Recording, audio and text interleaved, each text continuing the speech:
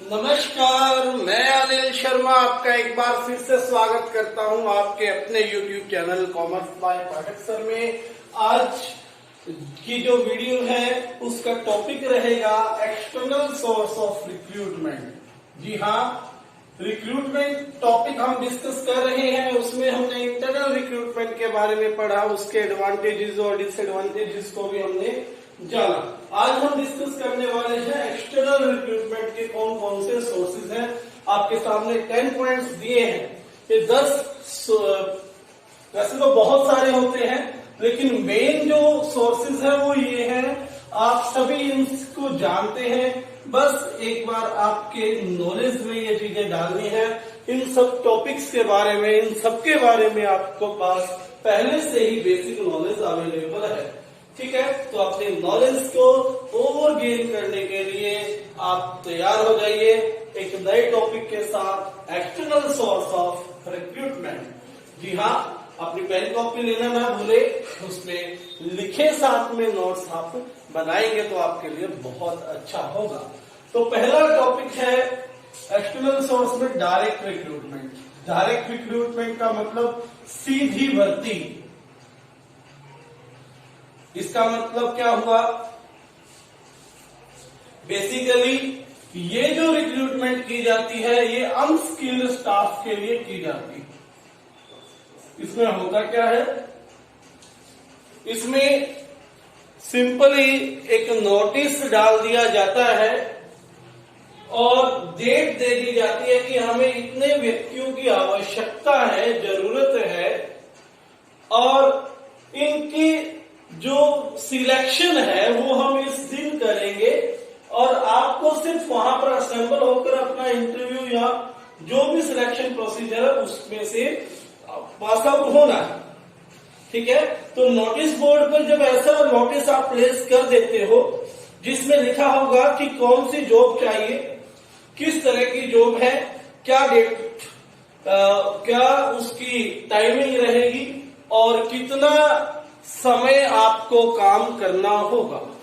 ठीक है, कहने का मतलब ये हुआ कि वैकेंसी के बारे में डिटेल आप दे देंगे।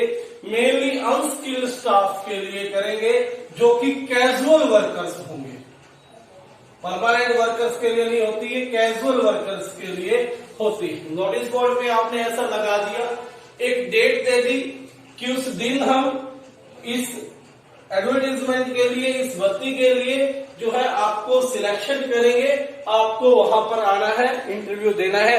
ऑन स्पॉट उसी समय जॉब दे दी जाती है। ठीक है, ये कैजुअल वर्कर्स के लिए होती है, इसलिए कंपनी को फायदा होता है कि इसे एडवर्टाइजमेंट देने के लिए कोई ज्यादा कॉस्ट नहीं आती। ठीक है, यानी कि एक्सपेंसिव नहीं है। ठीक है, और जब जरूरत होती है इस तरह की भर्ती ओपन करके कंपनी जो है आदमियों को अपॉइंट कर लेती है, वर्कर्स को अपॉइंट कर लेती है। तो इसलिए इसमें कंपनी का फायदा ये है कि यहाँ पर कोई लंबी चौड़ी पोस्ट आने वाली नहीं है। ठीक है, इनको डेली बेसिस पर जिन अनस्किल्ड वर्कर्स को हम सैलरी देते हैं, डेली बेसिस पे वेजेस देते हैं, उनको यहां से आप क्या कर सकते हो, रिक्रूट कर सकते हो। ठीक है, तो क्या क्या बातें सामने आई? बहुत सी बातें बताई मैंने। सबसे पहले आपने बताना है कि notice on the notice board with details of job. ठीक है, दिस इज फॉर अनस्किल्ड और कैजुअल वर्कर्स। ठीक है, ये किसके लिए है? अनस्किल्ड और कैजुअल वर्कर्स के लिए है। And to whom salary wages are paid on daily basis. ठीक है, फॉर बदली और कैजुअल वर्कर्स। तो ये इसके बारे में आपको पता होना चाहिए कि डायरेक्ट रिक्रूटमेंट क्या है। दूसरा है लेबर कॉन्ट्रैक्टर। इसमें क्या करते हैं हम, कंपनी जो है जिसने अपॉइंटमेंट करनी है, लेबर कॉन्ट्रैक्टर को अपॉइंट कर लेती है। लेबर कॉन्ट्रैक्टर क्या है? ये एक ठेकेदार है। कॉन्ट्रैक्टर का मतलब सभी आप जानते हो, ठेकेदार। इस व्यक्ति का, इस ठेकेदार का, इस कॉन्ट्रैक्टर का क्लोज कनेक्शन होता है वर्कर्स के साथ, क्लोज कनेक्शन विद वर्कर्स। ठीक है, कंपनी के आदेश पर इसका काम क्या होगा, नंबर ऑफ वर्कर्स अपॉइंट करवाना, अवेलेबल करवाना। जैसे ही कंपनी ने लेबर कॉन्ट्रैक्टर को आदेश दिया, लेबर कॉन्ट्रैक्टर का काम होगा कि number of required labour is to be provided by the labour contractor. ठीक है, ये भी डायरेक्ट सोर्स ऑफ रिक्रूटमेंट के लिए बहुत अच्छा तरीका है, लेकिन इसकी एक खामी है, इसकी एक कमी है। वो कमी यह है कि यदि लेबर कॉन्ट्रैक्टर ही आपके अगेंस्ट हो, लेबर कॉन्ट्रैक्टर ही आपकी ऑर्गेनाइजेशन को छोड़कर जाना चाहे, तो आपको बाकी के वर्कर्स भी नहीं मिलेंगे, एकदम से सारे वर्कर्स साफ हो जाएंगे और प्रोडक्शन प्रोसेस जो है, आपका प्रोडक्शन का जो काम है वो रुक जाएगा। ठीक है, तीसरा है कैजुअल कॉलर्स। कैजुअल कॉलर्स मतलब टाइम पर ये व्यक्ति, ये लोग आपके पास आते रहते हैं अपने बायोडाटा जमा करवाने के लिए, फोन करते रहते हैं आपके पास कि आपकी ऑर्गेनाइजेशन में कोई वैकेंसी है क्या। ऐसा अक्सर रेपुटेड ऑर्गेनाइजेशंस के साथ होता है। हम सिंपली उन सबका एक बायोडाटा तैयार कर लेते हैं, एक डाटा तैयार कर लेते हैं और जैसे ही हमारे पास वैकेंसी होती है हम उन लोगों को बुला लेते हैं। ठीक है बात, तो ये क्या है, casual contractor. Fourth, employment exchange. Employment exchange हर एक गवर्नमेंट के द्वारा हर एक डिस्ट्रिक्ट में एम्प्लॉयमेंट एक्सचेंज होती है। ये एक्सचेंज अपने पानीपत में भी है, आप में से शायद कुछ लोग जानते होंगे, पानीपत में ये एक्सचेंज हसंद पुल के नीचे है। इसमें क्या करते हैं, जो अनएम्प्लॉयड लोग हैं वो लोग अपना बायोडाटा अपने स्किल के अकॉर्डिंग, अपनी जो प्रोफाइल का जो उनके पास बायोडाटा है वो जमा करवा देते हैं एम्प्लॉयमेंट एक्सचेंज। ठीक है, और ऑर्गेनाइजेशंस क्या करती हैं, एम्प्लॉयमेंट एक्सचेंज से कांटेक्ट करती हैं कि हमें इतने लोगों की आवश्यकता है। एम्प्लॉयमेंट एक्सचेंज मैच करती है वैसे व्यक्तियों की जिसकी जरूरत ऑर्गेनाइजेशन को है, और उस मैच के अकॉर्डिंग क्या कर देती है, जॉब सीकर्स को बता देती है। जॉब सीकर्स ऑर्गेनाइजेशन में जाते हैं, इंटरव्यू देते हैं और सिलेक्शन ले लेते हैं। लेकिन इसमें भी एक कमी है कि गवर्नमेंट का जो डाटा होता है वो हमेशा अप टू डेट नहीं होता। ठीक है, इसीलिए जो वर्कर्स हमें रिक्रूट करने होते हैं वो अनसुटेबल होते हैं एम्प्लॉयमेंट एक्सचेंज के थ्रू। पांचवी बहुत फेमस है, आजकल सबसे ज्यादा यही चलती है, एडवर्टीजमेंट ऑन टेलीविजन। में क्या था, एडवर्टीजमेंट ऑन टेलीविजन में का ऑर्गेनाइजेशंस को जिस तरह के लोगों की जरूरत है, जिस तरह के एम्प्लॉयज की जरूरत है, वो अपनी एक एडवर्टीजमेंट तैयार करती है और उसको टीवी पर दे देती है।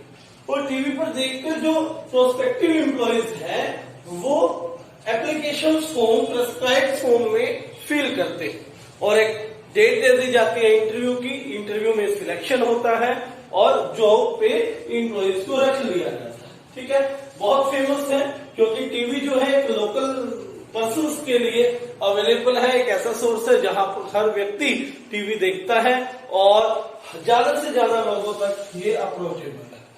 उसके बाद 6 पॉइंट है वेब डिजिटल पब्लिशिंग। हम सभी जानते हैं we are going through internet zone, है ना। हम सभी के जीवन का एक इंटीग्रल पार्ट बन गया है इंटरनेट। इंटरनेट नहीं हो हमारे फोन में तो हमें लगता है कि हमारा जीवन ही अधूरी। तो क्यों, तो उसका यूज आजकल हम रिक्रूटमेंट के लिए भी करते हैं। आपको पता है shine.com, naukrinews.com और इसके अलावा भी employees.com, तो बहुत सारे वेबसाइट्स हैं, है ना, जिस पर क्या करते हैं ऑर्गेनाइजेशंस अपनी रिक्वायरमेंट फिल कर देते हैं। लोग उसको देखते हैं और उसको देखने के बाद जिस तरह से वहां पर उन्होंने प्रेस्क्राइब्ड फॉर्म बता रखा है, तरीका बता रखा है, वहां से एप्लीकेशन कर देंगे, सिंपल। नेक्स्ट पॉइंट है एडवर्टीजमेंट इन न्यूज़पेपर और ट्रेड और प्रोफेशनल जर्नल्स। न्यूज़पेपर्स सबसे मेजर, आम आदमी की अप्रोच में है न्यूज़पेपर, हर व्यक्ति न्यूज़पेपर को पढ़ता है। प्रोफेशनल जर्नल्स जैसे इकोनॉमिक टाइम्स, न्यूज़पेपर टाइम हो गया, जर्नल्स छपती हैं जो मान लो इकोनॉमिक की फील्ड में, इकोनॉमिक्स की फील्ड में, इकोनॉमी के बारे में हमने अगर कोई रिक्रूटमेंट लेनी है, डाटा एनालिसिस की चाहिए, ठीक है ना, तो इकोनॉमी में डाटा एनालिसिस बहुत सारे इंटरेस्टेड होते हैं, तो वो इन जर्नल्स को पढ़ते होंगे, और पढ़ते होंगे तो वहां पर हम ऐड दे देंगे, तो वो लोग पढ़ेंगे और अपनी इच्छा जाहिर करते हुए आपको ऑर्गेनाइजेशन में अप्लाई करेंगे। ठीक है, तो जर्नल्स, न्यूज़पेपर्स, ट्रेड जर्नल्स में एडवर्टीजमेंट के द्वारा भी क्या कर सकते हैं आप, रिक्रूटमेंट कर सकते हैं। सिचुएशन वैकेंट,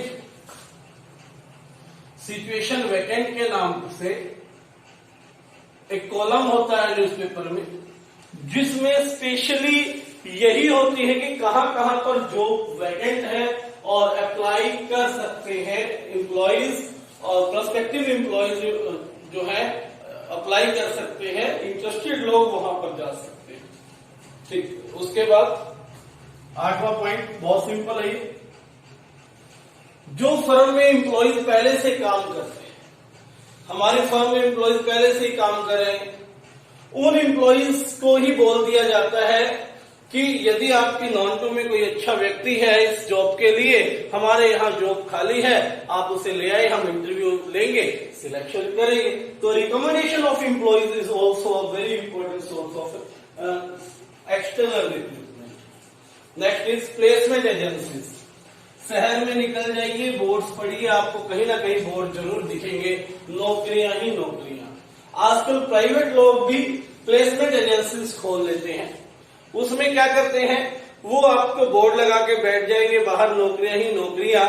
ऑर्गेनाइजेशंस होती हैं, उनके साथ भी वो कनेक्शन बना के रखते हैं, और आम लोग वहां तक पहुंचते हैं जॉब के लिए, और उन लोगों को वो क्या करेंगे, जॉब के बारे में बताएंगे, क्योंकि कनेक्शन ऑर्गेनाइजेशंस के साथ भी है। और इस तरह से लोग एम्प्लॉयमेंट एक्सचेंजेस की तरफ से, सॉरी प्लेसमेंट एजेंसीज की तरफ से भी क्या किए जा सकते हैं, अपॉइंट कर सकते हैं। इसके लिए वो अपनी कमीशन जरूर लेते हैं। 10वां पॉइंट, कैंपस रिक्रूटमेंट। इसके बारे में भी आप सभी जानते हैं, आजकल बड़े बड़े और जो एजुकेशनल इंस्टीट्यूट्स हैं, जैसे कॉलेजेस हैं, Shri Ram college of commerce बहुत बड़ा कॉलेज है, यहाँ हम बात करें IIM के जो कॉलेजेस हैं मैनेजमेंट के फील्ड में, वहां पर कंपनीज को पता है एक्सीलेंट जो क्रीम है वो पड़ती है, वहां पर एक अच्छे एम्प्लॉयज मिलने की सबसे ज्यादा जो है उम्मीद होती है। तो कंपनीज डायरेक्ट कॉलेजेस में, एजुकेशनल इंस्टीट्यूशंस में पहुंच जाती है, और वहां पर पहुंचकर क्या करते हैं, विद्यार्थियों का, स्टूडेंट्स का, जो अभी पढ़ रहे हैं, उनका इंटरव्यू लेंगे। ठीक है, और वहीं पर सिलेक्शन कर लेते हैं। जैसे ही वो व्यक्ति जॉब को अपनी एजुकेशन पूरी करेगा, और डायरेक्ट कंपनी में क्या कर लिया जाएगा, रिक्रूट कर लिया जाएगा, लगा लिया जाएगा। तो ये सोर्सेस थे आपके एक्सटर्नल रिक्रूटमेंट के। उम्मीद करते हैं आपको समझ में आया होगा, और आज के लिए इतना ही। धन्यवाद। चैनल सब्सक्राइब नहीं किया तो चैनल सब्सक्राइब करें।